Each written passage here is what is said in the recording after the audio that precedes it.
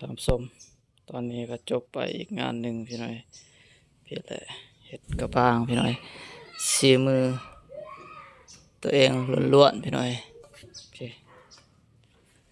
นี่แหละอันนี้จะเป็นทางหน้าพี่น้อยมีตามาเพาะพี่น้อยพี่แหละ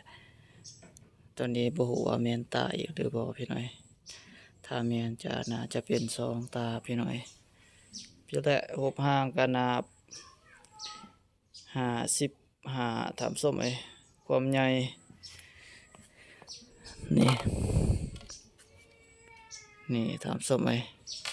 แล้วเสร็จเป็นที่สมบูรณ์พี่น้อยก็ได้ลองมาด้วยน้ำธรรมดาพี่น้อยฮอนก็ถือว่าใส่งานได้พี่น้อยก็ถือว่างามพี่น้อยเพียงและ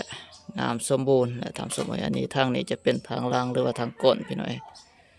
นี่แหละทำส้มนี่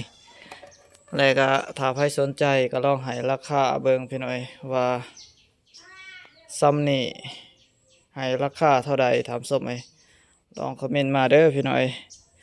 ถ้าว่าใครสนใจอยากได้กระบางพี่น้อยจะเป็นไม้แคนพี่น้อยไม้แคนนี่แหละถามส้ม